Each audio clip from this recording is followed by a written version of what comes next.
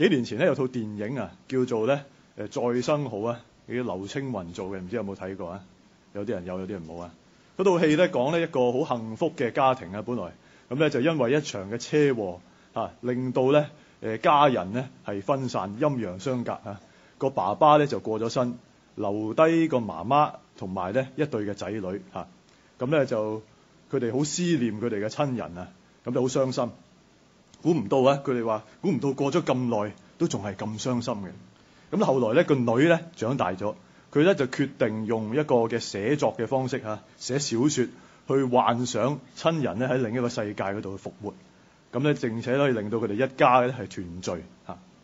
咁咧佢透過呢一個嘅思念，透過呢個幻想，透過佢嘅回憶，去為自己、為佢自己啦，同埋為佢屋企人咧係療傷嚇。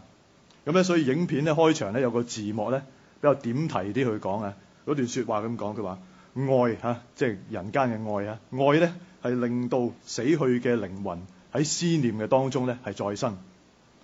咁咧佢講出咗咧呢個思念啦、回憶啦嗰個嘅力量啊。咁啊故事發展落去咧，又離唔開嗰啲好傳統嘅思想啊，就係咧去主張咧人咧係放低前塵嘅往事啊，投入去現實繼續咧係生活啊。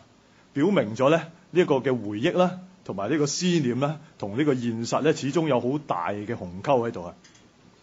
咁但係其實咧回憶都仍然係重要嘅，因為咧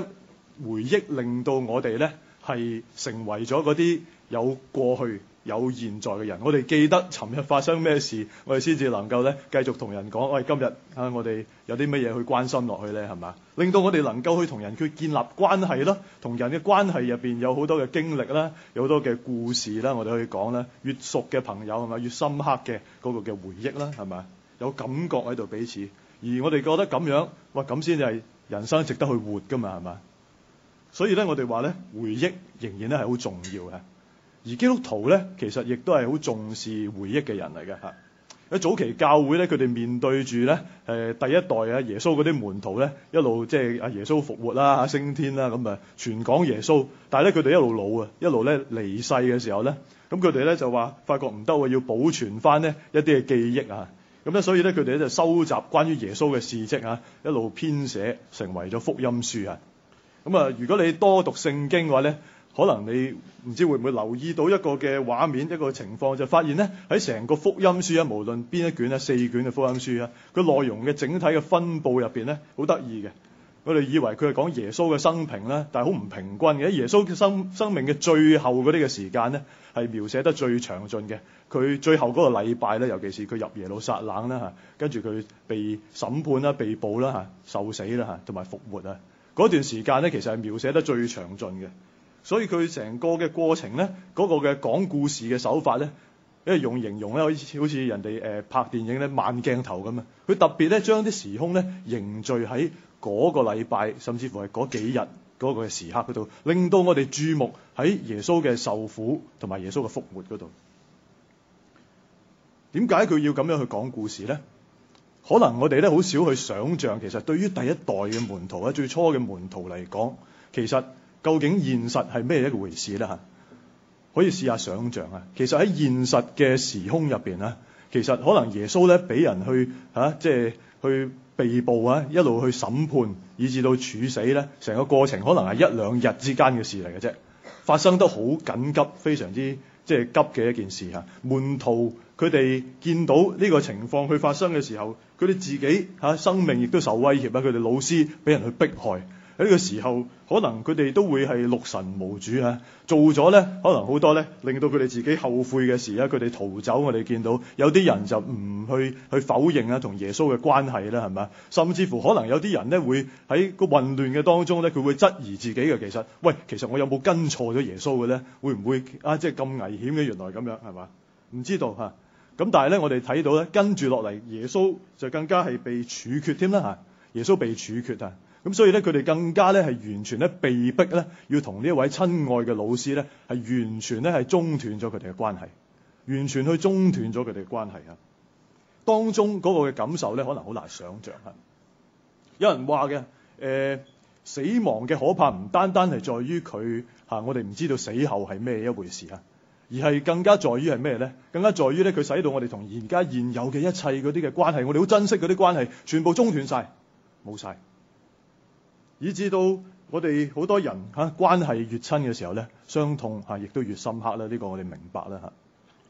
面對住所愛嘅人離世嘅時候咧，好多人咧會好自責嘅，有時會有啲嘅説話，有啲嘅聲音成日會講啊。如果時光可以倒流嘅話，我應該可以做好啲啊。我或者可以做呢樣做嗰樣，可以令到有更多好嘅嘢發生咧，可以避免到咧，會唔會咧咁樣？有時會自己怪責自己。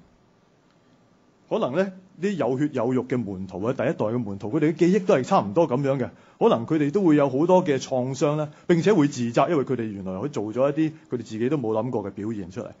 可能佢哋亦都會覺得，哇，即係唔值得去回憶呢一段嘅回憶啊！照人嘅常情嚟睇咧，應該可能係咁。但係福音書俾我哋睇到一樣嘢，就又唔係咁啦。福音書俾我哋睇到一樣嘢，就話呢啲門徒照計應該有啲好創傷嘅回憶啦。但係就奇妙咁樣咧，變成咗另一種嘅回憶，變成咗一種俾人寬恕咗嘅回憶。佢哋竟然咧係冇再重複嘅怪責佢哋自己啊！佢哋竟然咧係反而係有力量咧繼續向前去行。點解咧？發生咗咩事咧？對於福音書，對於入邊嘅門徒嚟講，真實嘅情況啊，佢哋遇見耶穌嘅經驗，佢哋話：喂，呢個先係好重要嘅經驗嚟嘅。令到佢哋咧用一個完全全新嘅角度咧，重新去理解耶穌嘅事蹟。今日我哋睇嘅福音書約翰福音第20章咧1至18節咧，咁可能一陣間仲會講多少少，之後有啲章節添嘅嚇，會睇到咧一啲事情咧改變嚇，咁奇妙嘅改變嗰個痕跡係點樣發生？喺約翰福音第20章頭先讀嘅經文入邊咧，故事一開始係記載喺呢個好傳統嘅7日嘅頭一日。我哋睇到個清早入邊，呢個抹大拉嘅瑪利亞，佢嚟到耶穌嘅墳墓嗰度，佢見到嗰個墓石，個墓前邊嗰嚿石頭挪開咗，見唔到耶穌嘅屍體嚇，耶穌嘅遺體失蹤咗。瑪利亞通知彼得同埋嗰個叫做耶穌所愛嘅嗰個嘅門徒，然之後呢兩個失魂嘅門徒咧就賽跑啦，跑去呢一個空嘅墳墓嗰度。佢哋睇見細麻布，睇見嗰個包頭嘅巾，各自嘅擺喺一個地方。經文就話啦，耶穌嗰個所愛嘅門徒咧，佢看見就信了。其實佢信咩咧？佢又唔係好完全知道咩事啊。但係可能咧，如果咁睇咧，我哋就會話，可能佢係有所領悟咧，能夠將嗰啲好混亂嘅片段咧，慢慢係有一啲嘅組織喺度，至少有啲頭緒啊。然之後我哋見到呢兩個男士咧就走咗啦。咁咧，剩翻一個好感情豐富嘅女士啊，瑪利亞就留低喺度咧哀哭。瑪利亞似乎咧佢心裏邊記掛住耶穌嗰個嘅遺體究竟喺邊度啊？咁我諗起咧，即係有啲經驗啊，唔同嘅災難咧入邊咧，佢成日都話咧，有時咧嗰啲嘅有啲嘅災難入邊嗰啲遇難嘅人咧嘅遺體係揾唔到嘅，有時咁咧令到啲家人咧都非常之難受啊！咁可能呢個心情都係類似咁啊！中國人都有個概念，有個觀念就入土為安啊，係咪？其實咧可能係代表緊咩咧？咁代表緊咧就係話，其實我哋都會期望咧嗰啲離世嘅至親咧係能夠咧佢哋嘅身體咧係得到好好嘅安排啊！咁呢個可能係嗰啲嘅家人呢個最後最卑微嘅一個嘅願望嚟嘅。而家呢個情況，我哋就能夠比較想像得到瑪利亞點解會咁心神恍惚嘅咧嚇？喺經文故事入邊繼續去記載啊，有佢同兩個天使喺度講説話啊，好似唔知做乜咁。然之後耶穌都同佢講説話，但係佢認唔出耶穌嚇，直至到耶穌呼喚佢嘅名字瑪利亞，喺個時候佢先醒覺，呢個係親愛嘅老師，呢把嘅聲音好熟悉嘅，叫醒咗佢彷彿。然之後可能係有咩場面發生呢？可能係有擁抱啊，雖然聖經冇寫嚇。喺耶穌對瑪利亞講嘅説話入邊咧，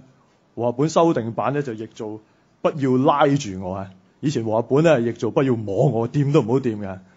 咁我哋覺得咧和修版可能比較接近啲人之常情。其實喺嗰個時候唔需要好多嘅説話啊，反而咧係一個感情嘅流露。耶穌繼續佢話自己仍然有任務嘅。嗰個經文咁講，第17節佢話：因為我還沒有升上去見我的父，你到我弟兄那裏告訴他們，我要升上去見我的父，也是你們的父；見我的上帝，也是你們的上帝。呢句說話咩意思呢？佢代表咗一個新嘅關係嘅建立，佢代表咗係話門徒同埋耶穌成為咗兄弟姊妹，代表咗係佢哋同上帝亦都成為咗一家人，唔係更加疏離吓。我哋話死亡好似令人關係更加疏離，但係呢一個嘅說話就係講緊一個更加親密嘅關係。遇見耶穌嘅復活，遇見復活嘅耶穌，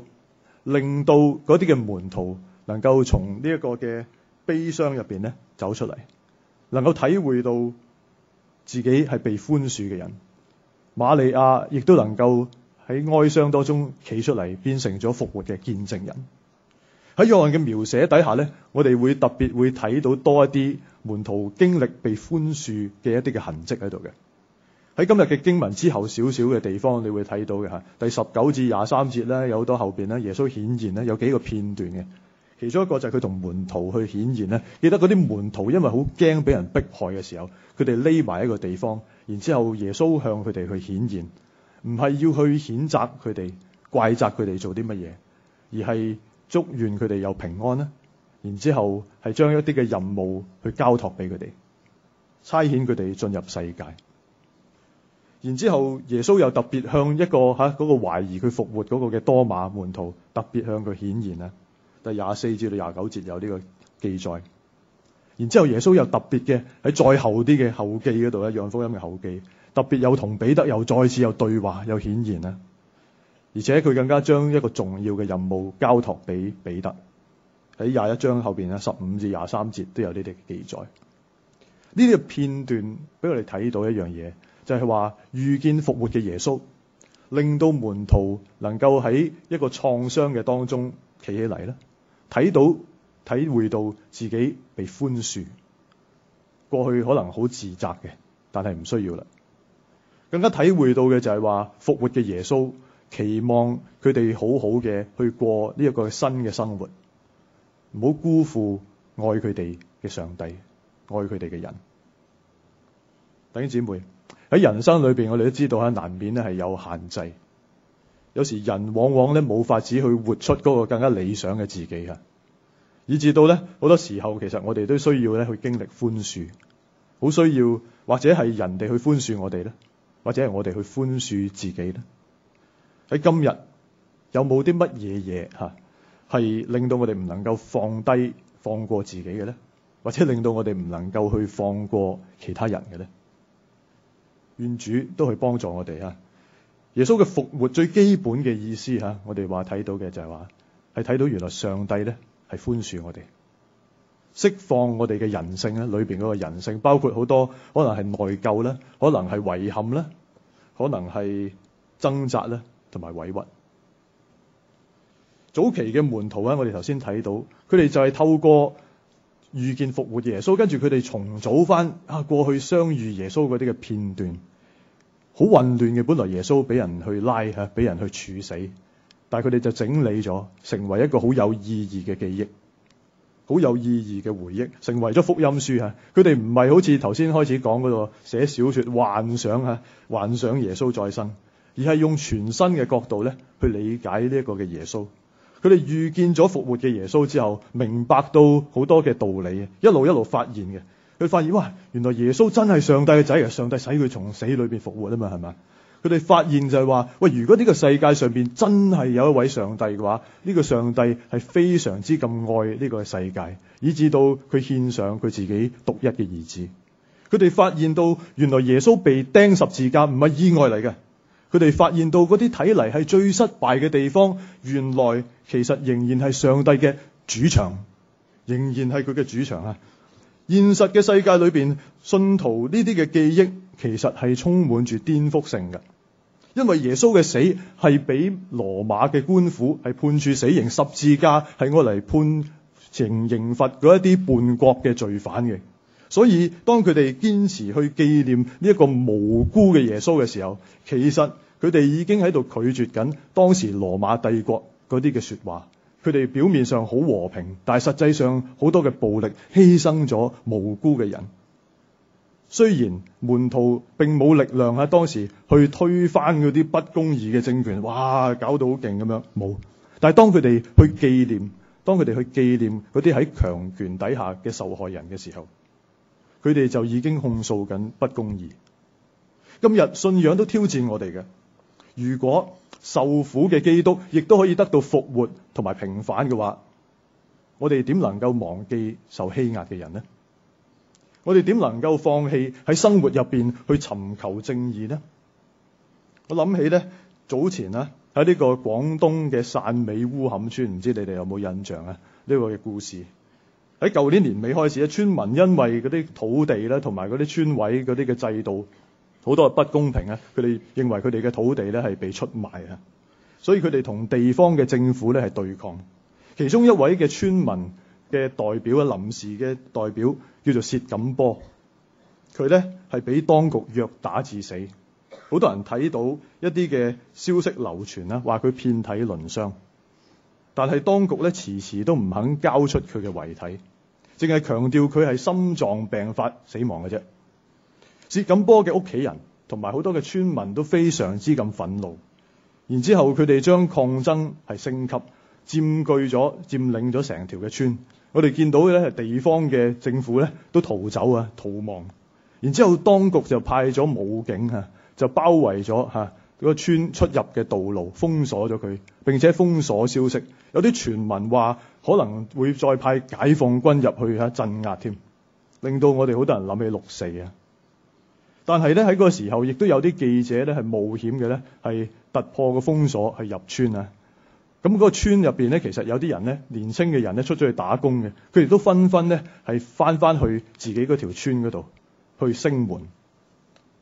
睇住事情嘅發展啊，睇見當嗰啲村民咧係要去尋求一個嘅公道嘅時候啊，睇見當薛錦波嘅屋企人佢哋想去追討呢一個至親嘅遺體嘅時候，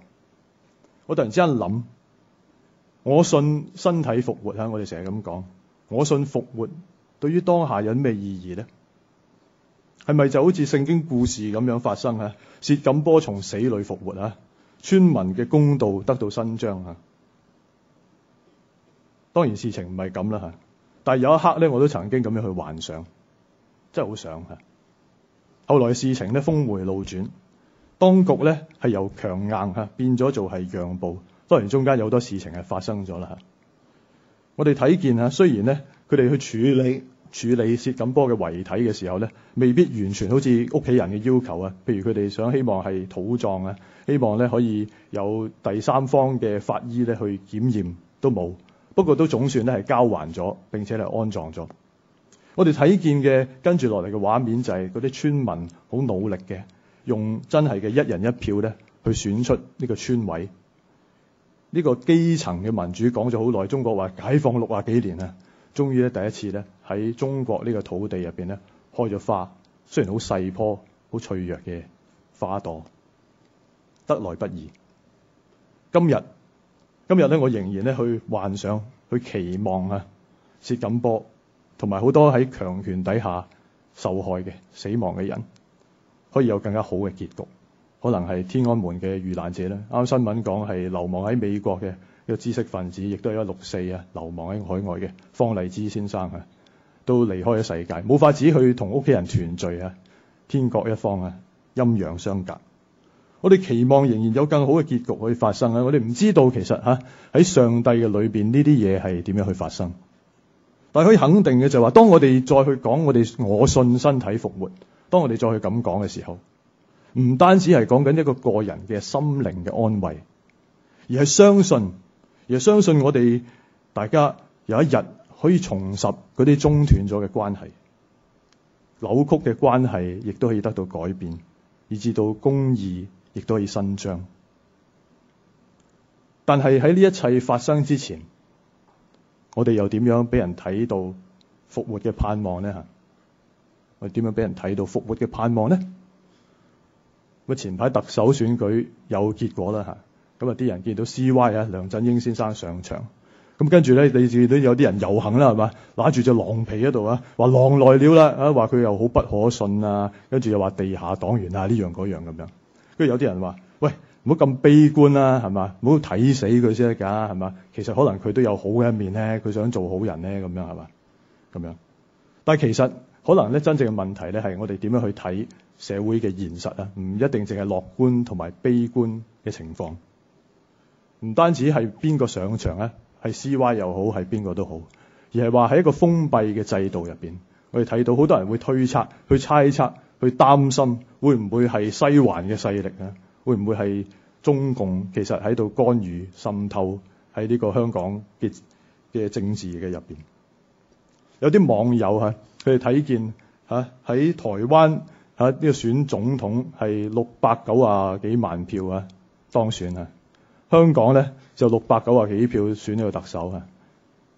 佢哋又睇見喺緬甸嘅選舉前排一個補選啫，只不過係啲人都好熱心嘅去參與，就覺得咧，哎呀，香港真係好唔爭氣啦，咁樣。不過你睇下，其實睇歷史，人哋過去其實佢哋花咗幾多嘅嘢去爭取，花咗幾多嘅時間，犧牲咗幾多嘢。喺歷史入邊去睇咧，喺東南亞成個嘅東南亞或者亞洲喺東南亞嘅地方走向現代化嘅過程入邊咧，其實香港係一個例外嚟，好多咧都係一啲反對殖民地嘅統治嘅抗爭香港咧，我哋由英國統治變成咗所謂回歸中國我哋咧從來都未有機會咧去組織自己抵抗殖民嘅一個統治嘅運動持續嘅發生冇嘅所以咧過去有好多社會行動，有居民運動，有唔同嘅運動亦都有爭取直選但好多時其實咧被動咁咧去回應一啲嘅議題被動咁去回應嘅，所以普遍嘅人咧，可能對於所謂嘅民主啦、自由啦、法治啦、人權啦，我哋成日講嘅，但係咧，其實我哋好少埋身嘅一啲爭取經驗以至到當今日可能咧情況有一啲嘅改變咧，就我哋睇到言論嘅自由咧係開始好似有啲收緊有啲人寫嘅評論會俾人改嘅喺報紙嗰度改咗佢嘅立場嘅。我哋睇到所謂嘅法治所謂嘅廉潔咧。亦都好似有啲走樣制度亦都好似越嚟越嘅扭曲嗰啲替補機制唔知你有冇關心或者係區選嘅種票嘅情況好多嘅情況，甚至乎當年我哋反對過嘅23條嘅立法可能我哋話會唔會其實越嚟越少人去關心呢啲嘅嘢呢？反而係更多人咧係藐視嗰啲出嚟爭取嘅人你唔一定要同意佢嘅表達但係至少佢嗰個關注嗰個程度，我哋有冇咁熱心呢？定係我哋開始覺得唔關我哋事呢？咁我哋呢啲有信念嘅人基督徒，